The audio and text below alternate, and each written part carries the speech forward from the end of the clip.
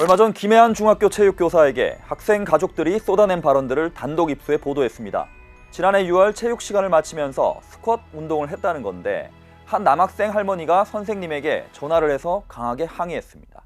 우리 오늘 학교 운동장에다가 이 폭염 속에 애를 세워놓고 우리 애가 서양인이 될 체질이다. 물을 잘 안 마셔요. 그리고 원어민 영어고 골프고 엄한 거 다 시켜서 돈을 아파트 두 채 값도 넘게 들어가게 그렇게 하는 아를 갖다가 선생님이 호락호락하게 아무렇게나 그래 대할 애가 아니에요. 학부모는 투명 의자, 즉 기마 자세를 시킨 거다. 귀를 잡고 쭉 끌고 갔다 등 여러 주장을 하면서 선생님을 아동학대 혐의로 고소했습니다. 아침 1교시 수업은 8시 45분부터 시작되어서 전혀 폭염주의보도 아니었는데 다 같이 예정되어 있던 정리운동 스쿼트 수업을 하고 있는 와중에 그 곁에 투명 의자를 시켜서 신체적인 학대를 했다는 이유로 고소를 당한 부분이 가장 황당했습니다. 하지도 않은 일에 대해서 이렇게까지 분노에 찬 이런 말이나 말도 안 되는 이런 말들을 제가 들어야 하나. 경찰은 수사 끝에 모두 혐의가 없다고 판단했는데요. 문제는 아동학대 처벌법상 혐의가 없어도 무조건 검찰로 사건을 넘기게 돼 있습니다. 그렇게 송치된 사건을 검찰도 들여다봤는데 역시 무혐의로 결론 냈습니다. 학부모는 여기에도 불복해 항고했는데 고등검찰청도 무혐의가 맞다며 받아들이지 않았고요. 자, 이번엔 재정 신청까지 내며 법원의 판단을 구했지만 법원 역시 무혐의로 결론 내렸습니다. 존재하지 않는 걸 증명하는 게 더 어렵다는 악마의 증명이라는 말이 있습니다. 이 선생님은 무혐의를 확정하는데 경찰, 지방검찰청, 고등검찰청, 법원까지 거치면서 거의 1년이 걸렸습니다. 정신적 고통에 치료를 받아야 했고 또 인과관계를 증명하는 건 어렵겠지만 경찰 조사 진행 중 상세불명의 통증과 함께 유산까지 했습니다. 죄가 없으면 떳떳하게 맞서면 되는 거 아니냐 이렇게 말하는 분들도 있습니다. 그런데 소송전을 감당하는 건 결국 교사 개인의 몫입니다. 교육청에서 변호사가 있다 3일 내에 빨리 써야 하는데 전담 변호사와 통화를 그때 하지 못했거든요. 알고 보니까 경남 전체 자문 변호사가 한 분 계신다고 했어요. 그럼 당연히 연결도 어렵고 그래서 허울뿐인 어떤 제도들을 만들어 놓고 너무 실효성이 없다고 생각합니다. 민원과 소송이 시작되면 동료 선생님, 학생들까지 위축되면서 교육 현장이 흔들리는 건 불가피합니다. 이런 상황에서 선생님들은 민원이나 소송에 엮이지 말자, 열심히 가르치지 말자 이런 다짐을 한다고 합니다. 어른 싸움의 결국 피해는 아이들의 몫인 겁니다. 저를 일단 고소를 해두고 다른 교사들도 압박을 하고 교육청에도 쉽게 민원을 넣으시고 이런 모습을 보면서 제가 어떤 본보기가 된 그런 느낌이었거든요.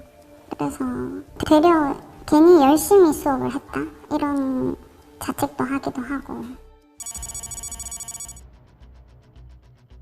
넷플릭스 드라마 참교육의 영향인지 안민석 경기도 교육감 당선자는 교육청에 교권보호국을 설치하자, 특전사 출신 교사들을 투입하자 이런 말씀을 했는데요.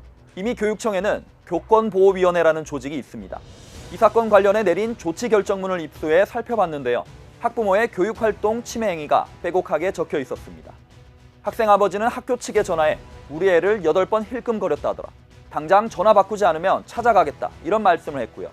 국회의원실에 민원을 제기해 선생님은 저녁에 답변서 작성 요구를 받았다고 합니다.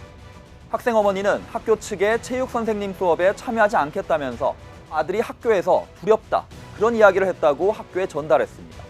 온갖 서류를 달라고 정보 공개를 요청하거나 학교 선생님들과 통화하고 면담하면서 문제 제기를 이어갔습니다.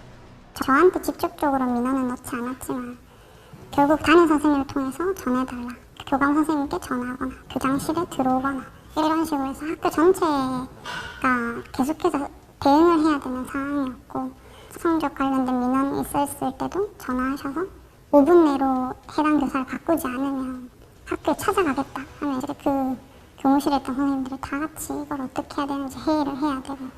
보통 민원이나 소송이 시작된 학교에서는 전체적으로 휴직이나 전근 신청, 퇴직이 급격히 늘어난다고 하는데요.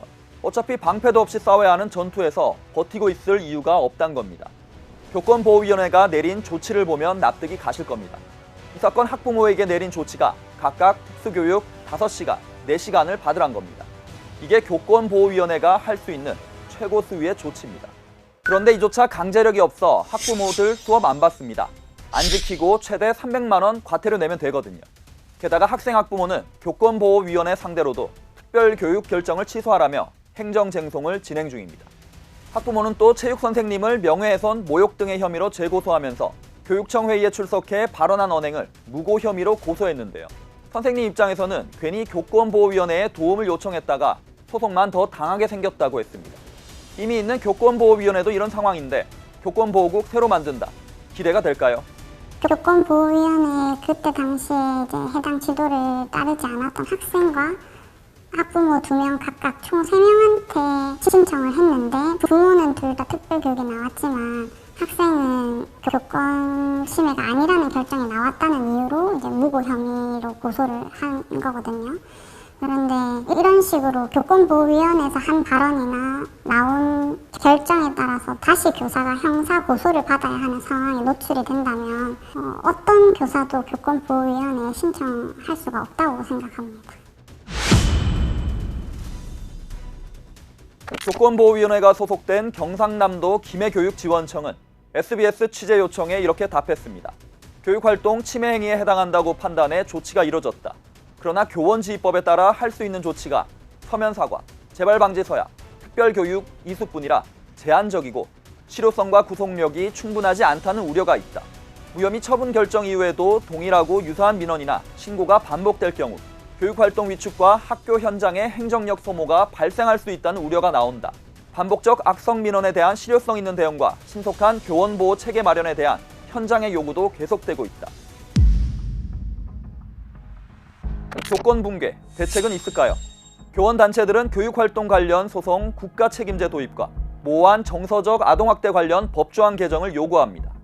아동학대라는 이 범주 속에 정서적 학대나 방임 같은 경우에는 그 경계가 매우 모호합니다.